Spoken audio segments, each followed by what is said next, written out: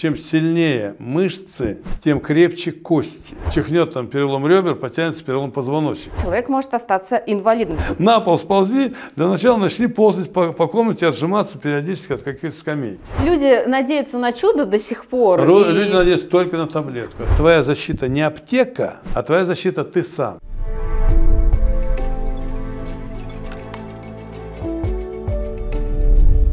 Здравствуйте, дорогие друзья! Вы смотрите программу «На здоровье». Меня зовут Елена Войцеховская, я медицинский журналист. И, как всегда, по понедельникам в этой студии те врачи, о которых вы просили. Сергей Михайлович Бубновский, доктор, здравствуйте, рада вас видеть.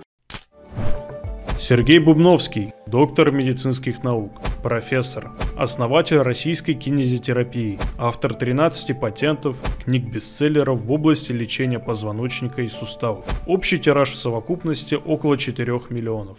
Очень много комментариев по поводу упражнений под нашим первым видео и благодарности вам как специалисту, который многих людей поставил на ноги. Не могу просто не передать, сегодня перед нашей встречей перечитывала. Спасибо. Большое спасибо, ну и много вопросов относительно крепкости костей. А можно ли понять, хрупкая у меня кость или здоровая, или нормальная? Вы знаете, в общей практике медицинской принята денситометрия, а состояние костной ткани, минерализация костной ткани. И, как правило, в 90% случаев, особенно у людей, будем так говорить, 50+, находят, что у тебя слабые кости, тебе надо принимать такие-то, такие-то препараты, кости станут крепче. Это миф. Кости крепче никогда не станут ни от каких препаратов, как бы они красиво ни назывались, не содержали в своем названии там, кальций, магний и так далее. Потому что по одной простой причине, что ни кости, ни хрящи не имеют своих сосудов. И поэтому все, что принимается парорально или внутримышечно, оно идет в общий кровоток, но от этого кости крепче не становятся. У меня была одна женщина, такая, лет, правда, 75, у которой был остеопороз, и она принимала 20 лет препараты кальция, не знаю какие, ну, из этой серии. Включай телевизор, скажу, утюгу про них говорится.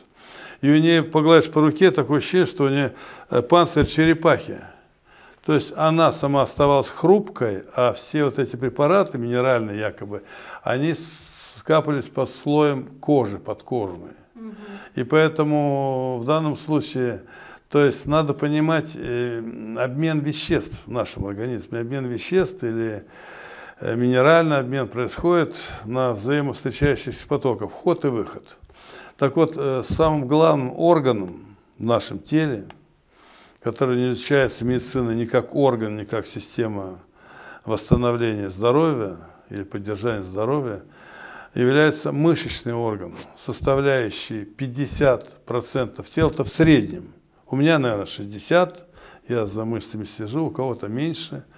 И вот именно мышцы путем диффузии, а мышцы крепятся ко всем костям, направляют в кости, в костную ткань, над костью все необходимые минеральные элементы для ее укрепления. А центральная нервная система управляет, что надо больше, что меньше. У нас человек самоорганизованный, саморегулируемая система, еще Павлов сказал. И поэтому здесь вопрос о том, что чем сильнее мышцы, не требуется какой-то безумной силы управлять собственным весом тела, тем крепче кости, потому что мышцы крепятся к костям, и когда, допустим, ты делаешь отжимание от пола, у тебя укрепляются какие мышцы? Мышцы предплечья, мышцы плеча, частично мышцы грудного, шейного отдела позвоночника, они становятся крепче, потому что мышцы целенаправленно направляют туда необходимые пластические материалы, укрепляющие костную ткань.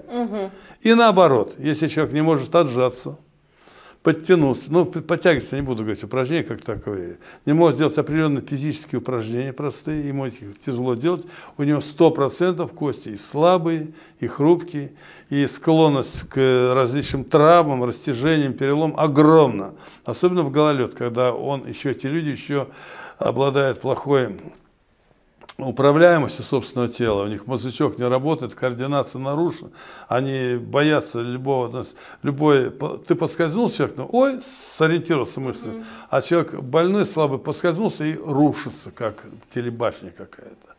Ну, не телебашни, телебашни пусть стоят. Пусть стоят телебашни, да. Сергей Михайлович, то есть получается как? Что действительно денситометрия может показать нам плотность костной ткани, но сегодня каждый наш зритель может понять по состоянию мышц, насколько крепки его кости?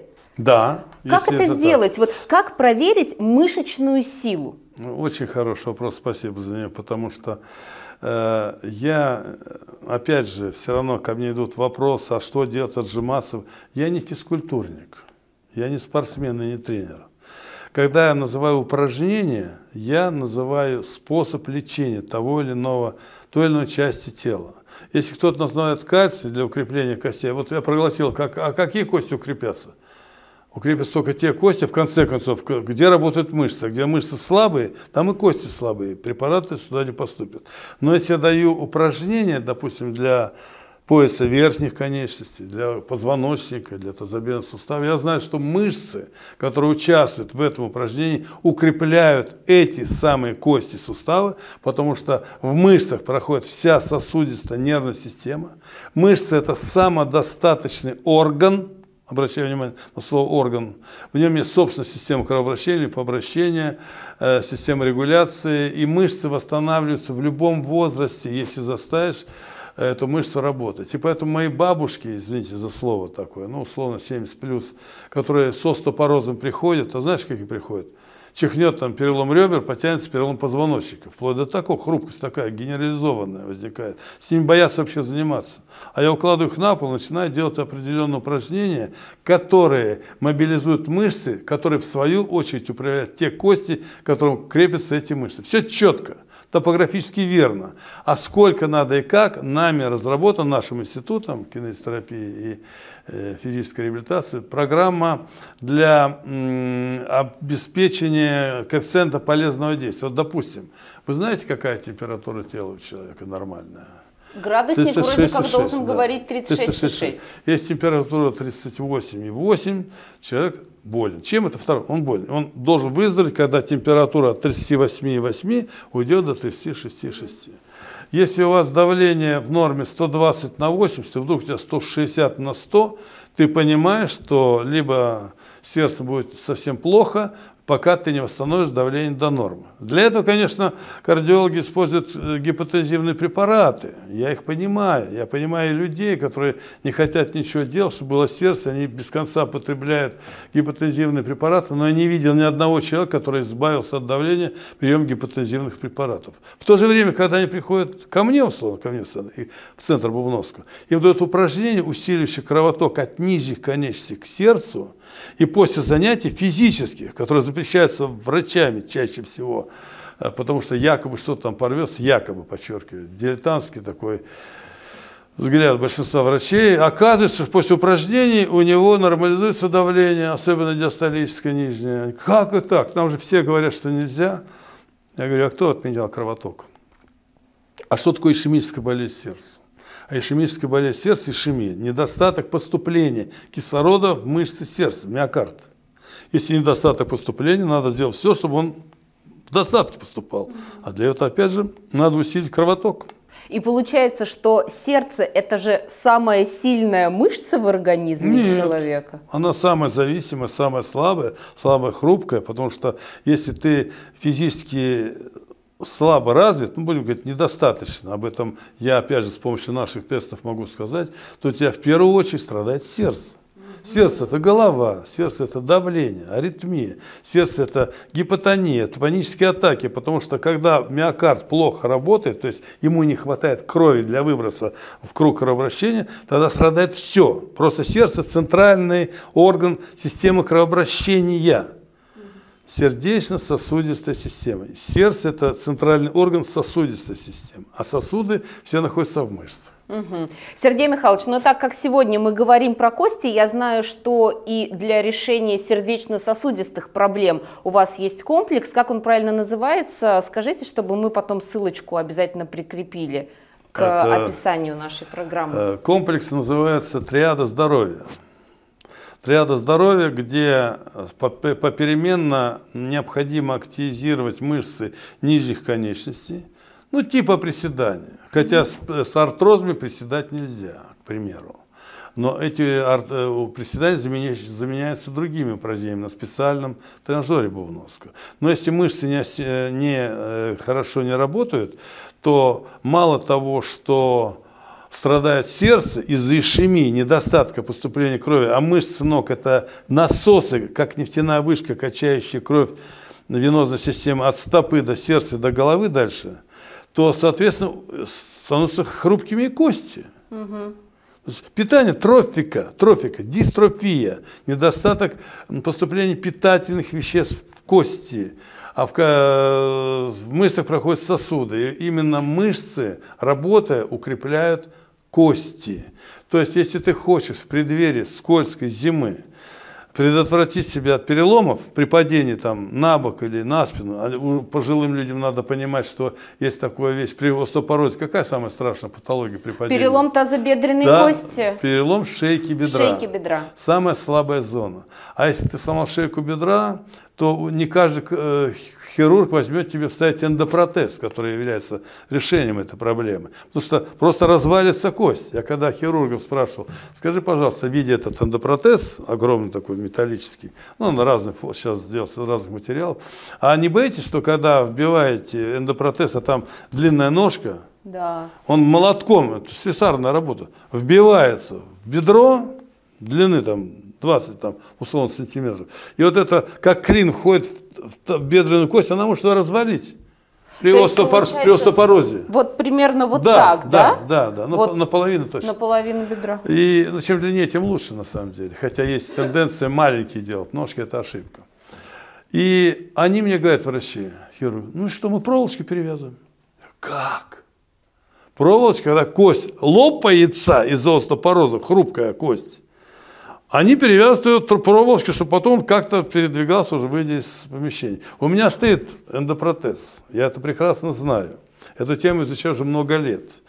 И хочу сказать, что когда я понял, что мне нужен эндопротез, это было еще время начала новой России, у нас эндопротезы не делали хорошо, сейчас научились делать.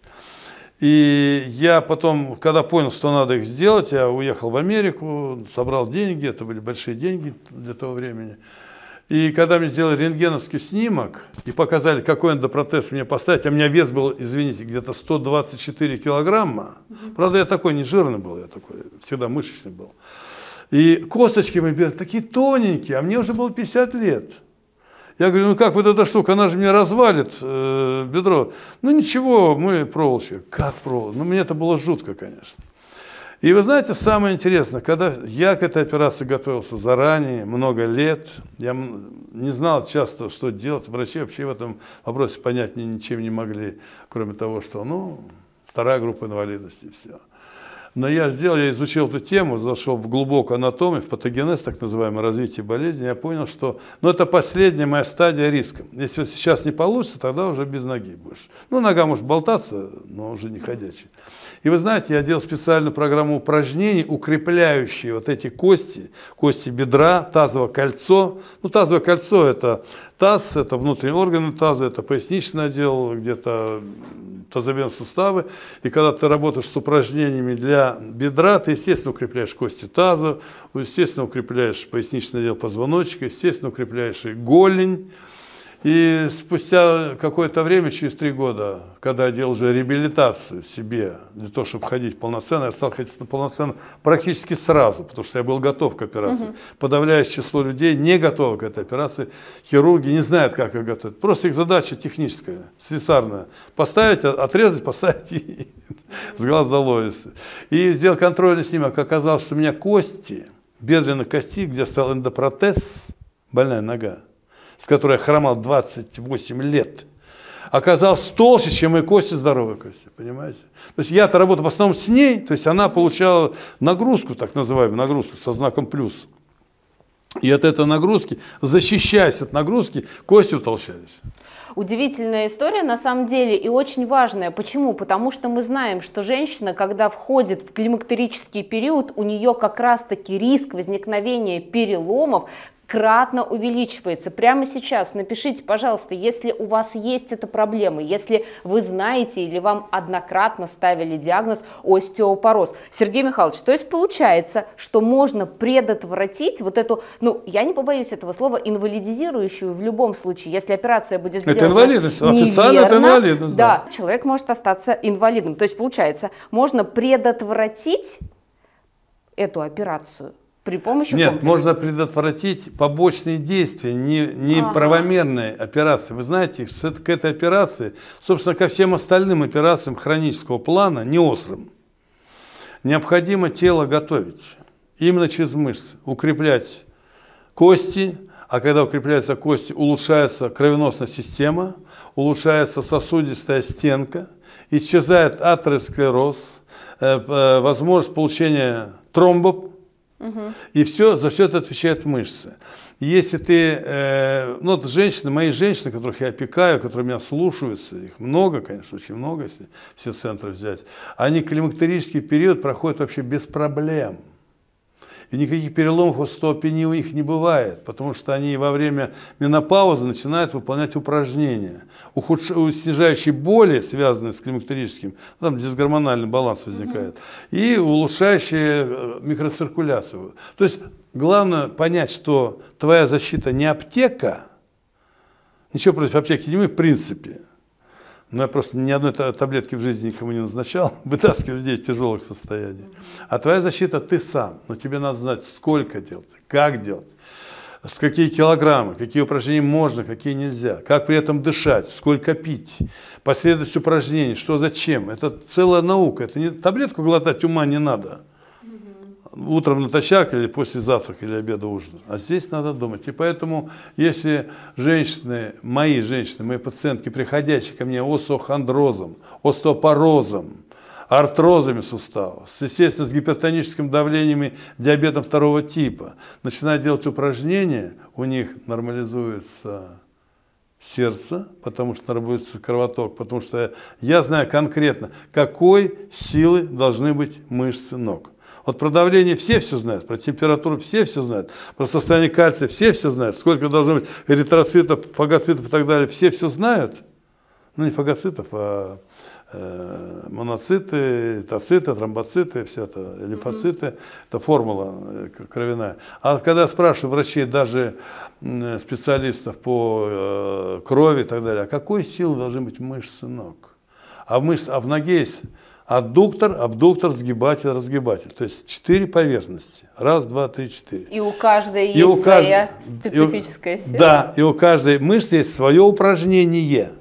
А упражнения свои веса. Потому что тренажер – это самая объективная шкала измерения качества вашего тела. Качество тела. Качество тела – это не отсутствие болезни, а возможность управлять своим телом и делать все, что ты хочешь. Но если ты, допустим, бегаешь, я, допустим, как врач против бега, потому что знаю, что такое артрозы. Но я написал книгу для тех, кто бегает, и чтобы не получать артрозы после стайерских дистанций, марафонских, многие бегуны к 50 годам набирают именно артрозы нижних конечностей, удары. Бег – это удары по суставам. Для этого надо подготовить стопу, голень, научиться бегать, подобрать обувь, знать, сколько бегать, контроль пульса и так далее во время бега. Надо знать упражнения для того, чтобы начать. Даже утренняя пробежка требует подготовки ног. А после пробежки надо снять нагрузку с работавших мышц и суставов. Этим кто-нибудь занимается? Да никто. Уверяю вас, я в этой жизни уже где-то 40 лет. И знаю и физкультуру, и спорт весь, и занимаюсь с выдающимися спортсменами. У всех проблемы, боли в спине, в суставах. А с пожилыми тут усложняется тем, что остеопороз, вот это самое, о чем мы говорим, деминерализация костной ткани. Начинаешь измерять коэффициент полезного действия мышц нулевой. А можно измерить только при помощи тренажеров или вот, допустим, только при помощи Ну, если тренажеров? градусник чем-то заменишь. Ну да, ничем не заменишь. Да, тонометр чем-то заменишь. Ну, есть вещи такие, то есть любая диагностика, она одинаковая везде. На рентген ложишься, вдох-выдох, не дыши. Ну, понятно. То есть в целом для нас с вами хорошая новость какая? Что мы можем понять, какой силы наши мышцы для того, чтобы понять, в каком состоянии наши кости. Сергей Михайлович, тогда давайте алгоритм. Вот за какое время до зимы, хотела сказать, до того, как у женщины есть возможность упасть и сломать себе шейку бедра, она должна заниматься или начинать заниматься упражнениями? Когда она должна прийти? Ну, надо начинать уже сегодня, но после того, как провел миофасциальную диагностику в нашем центре. Но я хочу сказать, усложняю тему.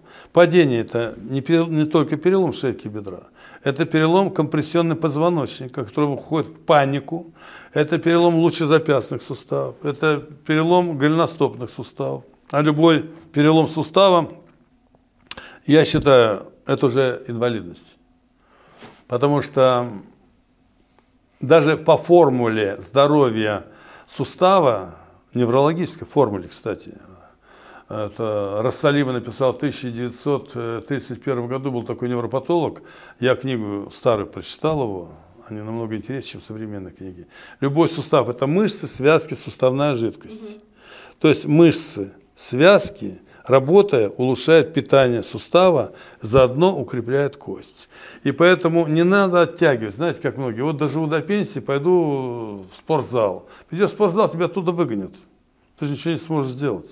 А ко мне приходят те, кто выгнали, кто боится в зал. Потому что чихнет перелом бедра, позвоночника, это полбеды. Человек набирает болезни в течение жизни долго. Он, знаете, как китайцы говорят, китайская мудрость такая, болезнь входит в организм как гора, а выходит по ручейку. Это что значит? Заболела голова, таблетку от головы. Заболело сердце, таблетку от сердца. Заболел живот, таблетку от живота. Но ты убрал симптом, нервный импульс погасил, но болезнь-то не убрал. И начинает накапливаться, потом рецидив. Рецидив – это повторение головной боли, повторение боли в спине, боли в сердце. И на каждый симптом своя таблетка. И постепенно накапливается огромное количество сопутствующих заболеваний. Я насчитывал до 20 у людей 70 лет плюс, которые вместе как гора начинают раздавливать человека. И какое-то одно средство выбрать уже аптекарь не может. Есть только одно средство – от этой горы вывести по ручейку, да долго. Но есть смысл. Смысл какой? Чтобы не быть дементным, слабоумным, чтобы не быть трухлявым, который муж поворачивается нас. У меня одна пациентка, которая не моя пациентка, она не стала моей пациенткой, заболеет суставы коленные. Я говорю, давай протестировал, ноги вот эти слабые, вот это упражнение будешь делать, укрепишь наружную, внутреннюю, заднюю, переднюю части трубчатых костей и так далее. Ну да, все хорошо, но потом. А потом у нее мышцы ослабли, и суставы стали тереться друг об друга. Еще остеопороза нет. Начинается уже резорбция, разрушение костной ткани, потому что питание не поступает. Ну, представляете, у вас машина, и вы не ходите ТО, не проводите. Ну что?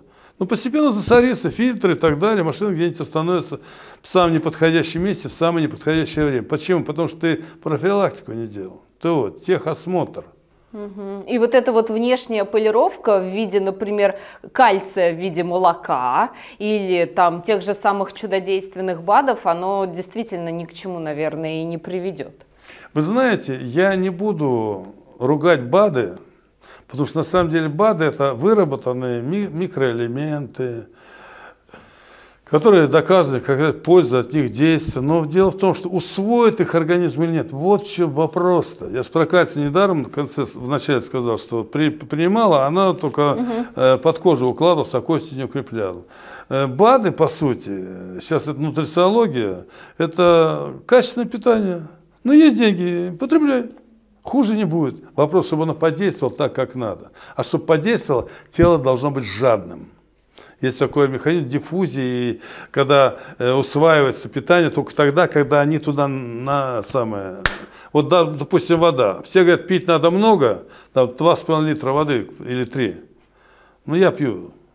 Но как вы выпьете, после каждого стакана бежишь в туалет? Устаешь? А вообще, потому что вода в клетку может попасть только по закону осмоса. Пятно, толчок. То есть воду надо вкачать в клетку. Клетка сама по себе ее не принимает, если она пассивна.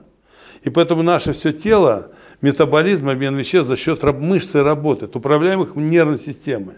Есть ли комплекс упражнений, который мы можем порекомендовать сегодня абсолютно всем, который заставит работать мышцы в правильном направлении и спрофилактировать в том числе риски переломов?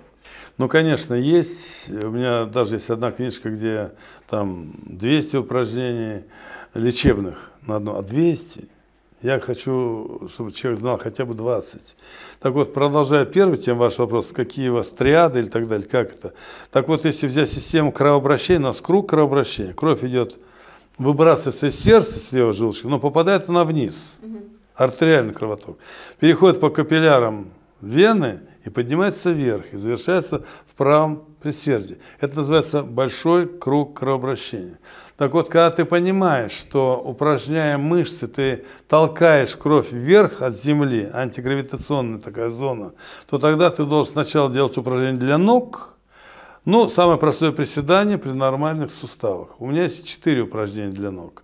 С помощью специальных резиновых эспандеров, отведение, приведение, лежа на полу в совершенно безопасном режиме, зафиксировать один конец эспандера за неподвижной опорой, одел какие-то тяги ногой, отведение ногой, приведение. Главное подобрать тот резиновый эспандер, с которым ты можешь сделать это отведение не меньше 20 повторений. Тоже это интересный момент. 20. Я люблю 50. Я проработал условно 4 упражнения, отвел ногу 20 раз, привел ногу 20 раз, поднял ногу, согнул ногу 20 раз. Программа для ног закончилась, кровь пошла вверх. Дальше встречаются мышцы брюшного пресса, мышцы живота. Их огромное количество. Они вместе с мышцами поясничного отдела составляют такую мощную крепость нашего тела, что если за ними надо следить каждый день. Если те упражнения можно делать через день, каждый день, то когда ты рекрутируешь эти мышцы, заставляешь их работать, то они подхватывают кровь, пришедшую от ног к сердцу и дальше к поясу верхних конечностей. То есть я сделал упражнение для пресса.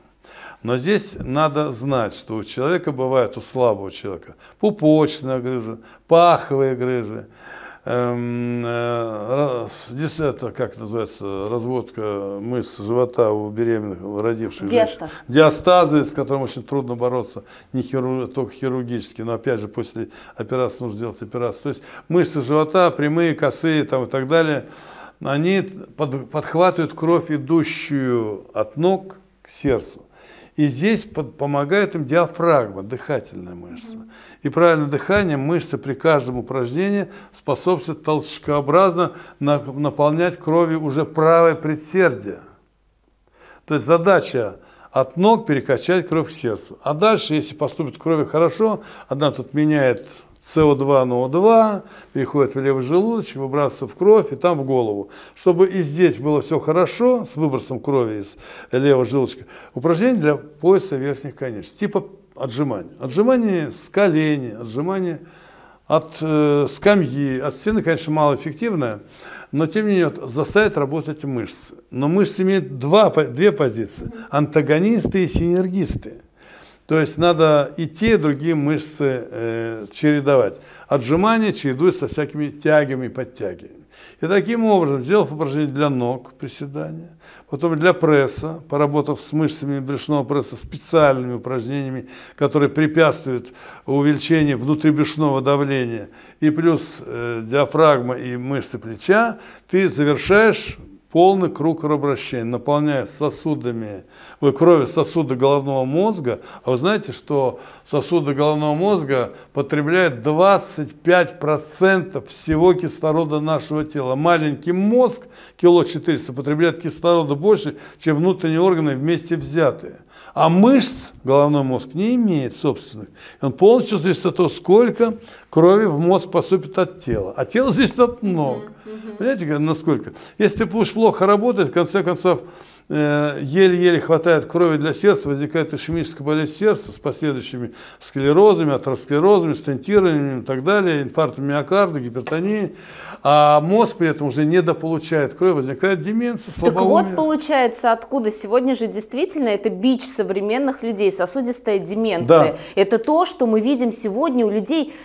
моложе 50 лет. С 35 лет я наблюдал в клинике. Да, да. Сергей Михайлович, вот вы сказали про эспандеры, про жесткость эспандеров, да, про резинки. Ну, резиновые такие, да. они силиконовые такие. Какие еще есть нюансы, вот, которые вы можете обозначить сегодня для наших зрителей, которые решают заниматься дома самостоятельно? Там, это ковер должен быть какой-то специальный, там, я не знаю, какие-то упражнения. Ну, понятно, что это целая система, конечно. На голом полу заниматься не очень приятно, только в кино там всякие эти ниндзя показывают, что они могут делать. Конечно, должен быть коврик, должна быть какая-то приятная одежда, в которой тебе легко заниматься, которая дышит хорошо. Конечно, свежий воздух, форточка должна быть открыта или полуоткрыта, но не запертое наглухо помещение. Конечно, необходима бутылочка воды, чтобы стояла рядом. После каждого упражнения возникает дегидратация. Ну, человек, когда потеет, он теряет воду, и эта вода теряется сосудами мозга. И для мозга один глоток надо периодически делать. Не 2, не 3, иначе начнешь потеть. И третье, конечно, то, что здесь мне сложнее это сказать, каждое упражнение – это не просто физическая манипуляция вперед-назад, это еще и дыхание. Вдох-выдох. Только не вдох, а выдох. И все упражнения делаются на выдохе, снижающие внутричерепное давление, внутригрудное давление и внутрибрюшное давление. То есть препятствующие какой-то рецидиву каких-то заболеваний, которые есть. Потому что если человек не научился правильно дышать при выполнении физических упражнений, он может нажить себе проблему даже при выполнении, казалось бы, безобидного упражнения. Потому что любое упражнение при неправильном дыхании, я не сложно говорю? Нет, мне все понятно. При неправильном дыхании оно повышает вот эти давления, вот вылезают всякие запоры, снизу пойдем боли в спине, сердце, головные боли. Вот меня сегодня девушка консультировалась. Я не хочу заниматься, мне головные боли. Заболела голова. Во-первых, она пришла ко мне первый раз, ей 45 лет. Она позанималась 3 занятия, ушла, потому что головные боли. Я говорю, а почему у тебя должна быть голова хорошая, если у тебя очень слабые ноги и живот? Я проверил ноги и живот, оказалось, что ноги, как у девочки, там 3-4 класса. У нас есть шкала со 2 класса по 11. На самом деле, детская программа самая лучшая, я считаю, в мире. И понимаешь, какая штука? Я говорю, если не будешь заниматься, у тебя ноги уже слабые, живота нет, головные боли. Почему? Потому что гипоксия, недостаток кислорода, поступающего в сосуды мозга, недостаток крови. А кровь сидит в ногах. Знаете, патологоанатомы что сказали? Что у гипертоников 70% крови сидит в ногах. Задерживается, не сидит, а задерживается. Отсюда возникает вот это давление. И дальше у тебя будет деменция, головные боли, ты сейчас на таблетках, кровоток не работает, возникает ишемия мозга, гипоксия мозга, недостаток кислорода, и ты в 45 лет можешь стать дементной. Я таких встречал когда работал в психиатрической клинике. Это очень страшно. Мне повезло в жизни, я вовремя попал в психиатрию и в дом для психохроников, престарелых и психохроников. Где-то мне было 35-36 лет, я понял, для чего жить. Чтобы туда не попасть. Да, чтобы туда не попасть, нужна система, с чего мы начали, профилактики. Профилактика костей. Слабые кости, это, понимаете, это уже все слабое.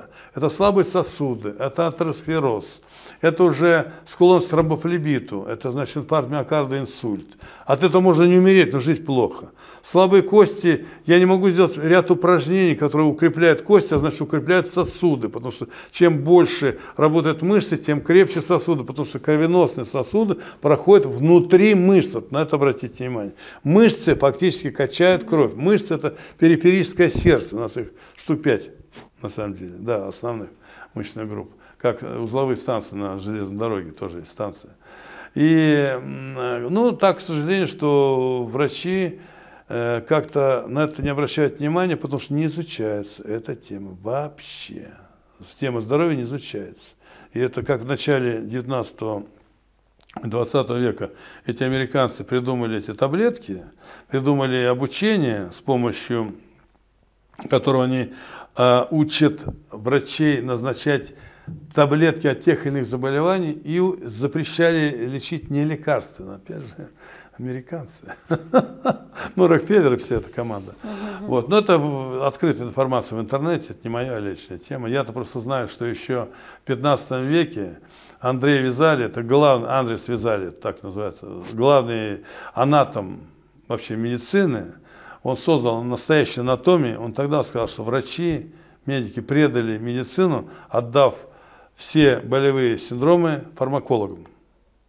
И забыли анатомию мышц, анатомию связок, анатомию суставов. Ну, не анатомию как такую, а функциональную анатомию. То есть, знаешь, что такое сустав, что такое кость, а как они работают между собой. Ну, люди надеются на чудо до сих пор. Люди надеются только на таблетку. Отвечаю. Только на таблетку, да. Но тем не менее, смотрите, те зрители наши, которые готовы, собственно говоря, начать путь к своему здоровью, тем не менее начинают заниматься и понимают, что где-то побаливает, где-то острая боль и так далее. Многие же как, не идут к врачу для того, чтобы получить свой комплекс упражнений, вот, да, как вы говорите. Никогда. Ко мне идут, правда. Если, да, допустим, у кого-то нет возможности, например, попасть к вам на диагностику. Человек берет ваш, допустим, комплекс упражнений, начинает делать и сталкивается с болью. Когда да, боль – это вопрос. сигнал к тому, что пора остановиться, а когда боль – это сигнал к тому, что нужно продолжать. Ну, давайте так начнем. Вот вы не играли в волейбол, в пляже, допустим, год, а до этого играли. Или в большой теннис. И вдруг взяла ракетку и стала играть в теннис, большой, с хорошим партнером, равным себе. Или пляжный волейбол, это вообще сложная игра. А до этого не играла, по разным причинам. Может, беременность была, может, еще что-то, мы уезжали куда-то в командировку. У вас на следующий день мышцы будут болеть? Конечно. Обязательно. Если мышцы не болят, значит, ты дурака валял, ты не играл. Так вот, болят только ткани, имеющие болевые рецепторы. А болевые рецепторы имеют мышцы, связки, сухожилия. Ну, и некоторые сосуды внутрикостные. Так вот, что я хочу сказать, что у каждого человека, то есть боль всегда говорит, что ты запустила мышцы, и они заболели. И твоя задача не прекратить занятия, а понять, что ты давно не работал, надо снова занять тренировки, и боль постепенно пройдет. Возникает понятие адаптации. Но есть понятие болевого порога. Есть люди очень чувствительные к боли, есть менее чувствительные к боли. Я менее чувствительный. Меня можно топтать ногами, но я много лет себе воспитывал эту тему, это не родился с ней. Так вот, формула такая: маленькую боль терпи, большую не допускай. Меня спрашивают, а что такое маленькая боль? Я говорю, сознание не теряешь, боль маленькая. То есть у каждого боль. Кому-то 5 раз отжаться, и руки отвалятся. Значит, отожмись потом 6 раз, 7, 8. А кому-то 50 раз отжаться, он ничего не почувствует. Пусть отжимается с гирями, со штангами и так далее. Поэтому боль, на самом деле, это фактор, охраняющий нас от саморазрушения. Боль всегда говорит о том, что у тебя неблагополучие в той или иной сфере. Обычно об этом говорят мышцы, в которых есть так понятие ноцицепторы, рецепторы, отвечающие за контакт с больной тканью, соединительной тканью. И она говорит: о, хозяин, у тебя заболела нога. У тебя не нога заболела, у тебя заболели мышцы ноги. Не седалищный нерв, а мышцы, которые окружают седалищный нерв. А для этого надо заставить мышцы работать. А мышцы работают в 3 режимах. Это силовая часть, ну, типа отжимания, приседания, пресса, тренажера. У каждого свой должен быть, конечно, график, свои программы, учитывающие особенности, прежде всего сопутствующие заболевания.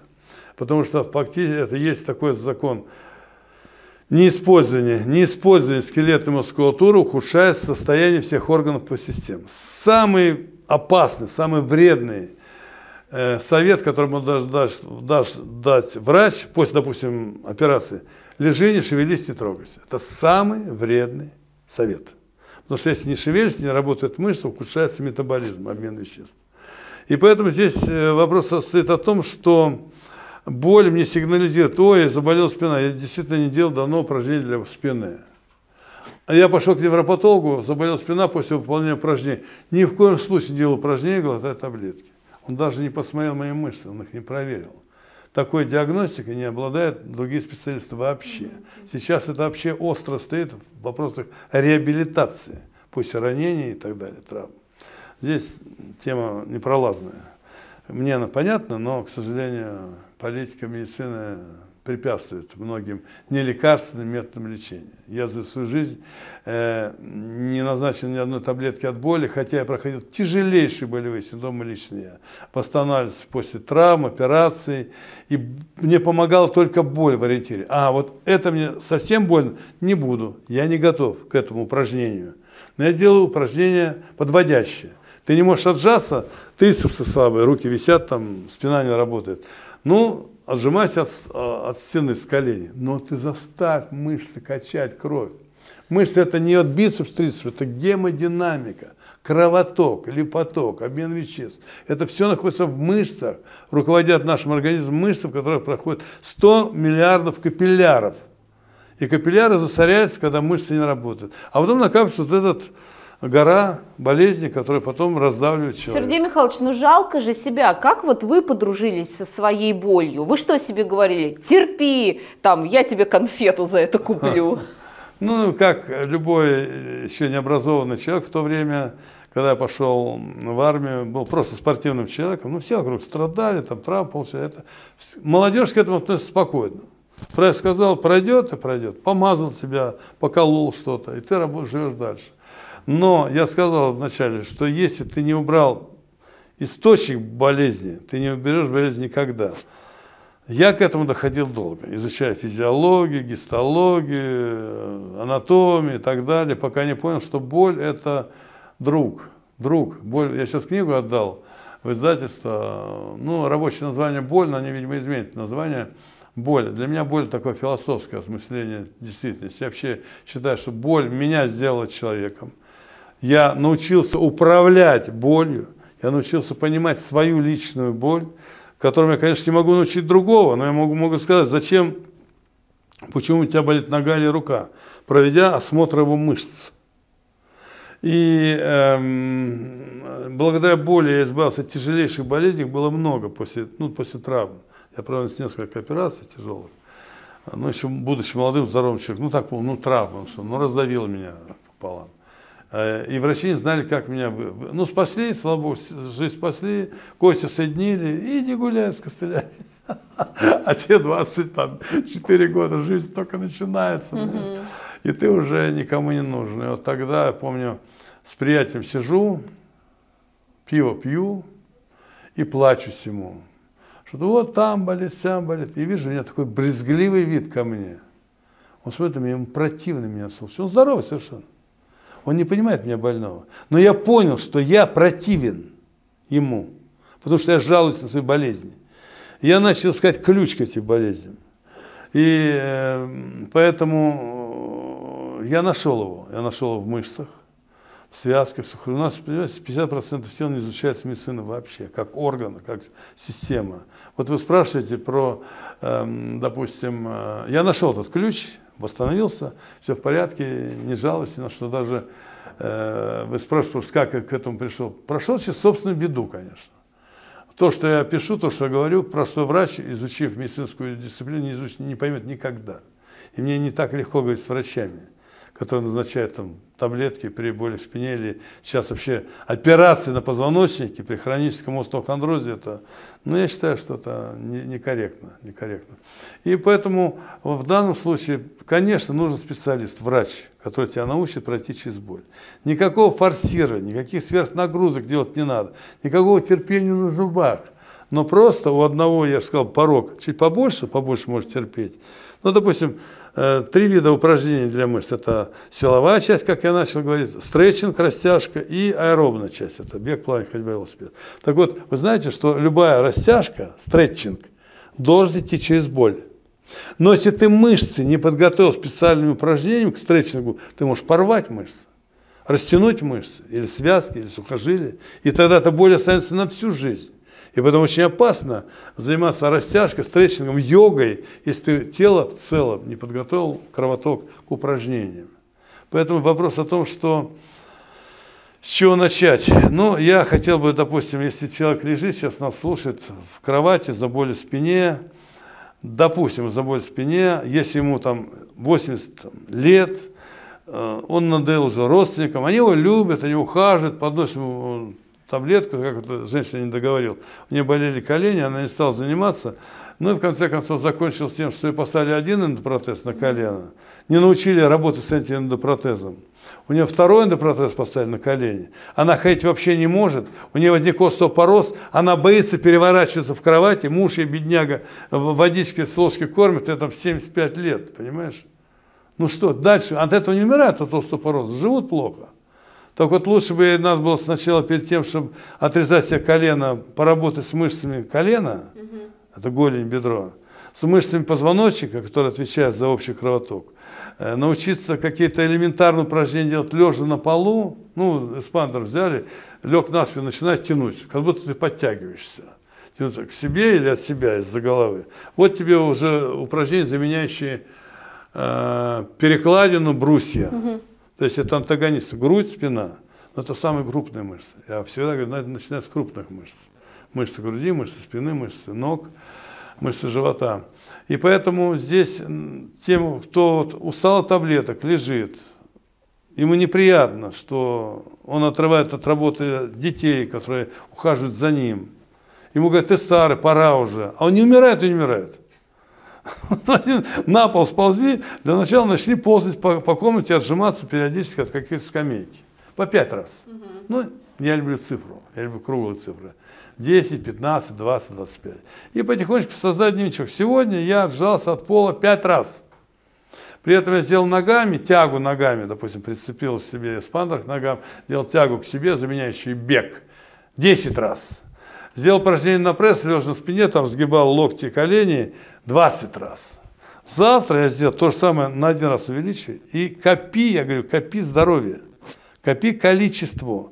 Не надо большой силы, больших килограммов. Но если ты поймешь, что если мышцы не работают, они снижают кровоток, значит микроциркуляцию, значит метаболизм, обмен веществ, и у тебя страдает все, что связано с этой мышцей.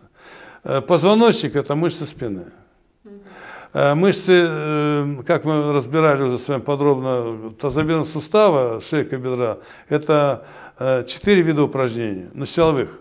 Положи на пол какой-нибудь груз, ну, допустим, блин от штанги, ну, попроси кто-нибудь купит, и лежа сдвигай его внутрь сначала, потом надвигай. И делай это каждой ногой, ну, по 20 раз, ну, лучше 2-3 серии, 60.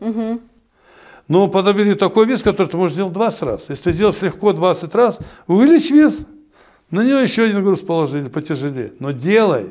За тебя делать никто не будет. Тебя могут массировать, поворачивать, ухаживать, на горшок сажать, снимать. Но если ты сам не захочешь двигаться, за тебя мышцы двигать никто не сможет. Только массировать, а этого мало. Нужен насос. И вот насос, то есть мышечная работа, да, силовые упражнения, пугающие мозг многих больных, они как раз улучшают кровоток, микроциркуляцию и питание костной ткани. Поэтому перед предстоящими заморозками начните укреплять ноги, чтобы вот хорошо ходить. А в ноге есть стопа, колено, бедро. Укрепляйте живот, который улучшает перистальтику, значит, улучшает метаболизм. Если на горшок не ходишь хотя бы раз в день, это уже плохо. Ну, я говорю, по-серьезному. И сердце отжимайся от пола. На коленях, несложно, от табуретки отжимать. Но все упражнения делаю на выдохе, обратите внимание. Не вдох-выдох, не дыши, а сосредоточься, пошире рот открой, и диафрагму тебя начнет качать кровь, снимая внутрибрюшное, внутригрудное и внутричерепное давление. То, чего боятся невропатологи. Понятный алгоритм от доктора Бубновского для каждого человека, кто может прямо сегодня уже прямо сейчас начать заниматься своим здоровьем специально для вас. Друзья, мы хотим сказать, что профилактика падений профилактирует еще и тяжелые неврологические заболевания, сосудистые деменции. Поэтому, если вы хотите дожить до своего прекрасного возраста в трезвом уме и здоровой памяти, то, пожалуйста, прямо сегодня начните путь к своему здоровью. Доктор Бубновский сегодня был в гостях у нашей студии. Сергей Михайлович, спасибо большое, что нашли время. Всегда рад. Оставайтесь с нами, друзья, и будьте здоровы. Увидимся. Пока.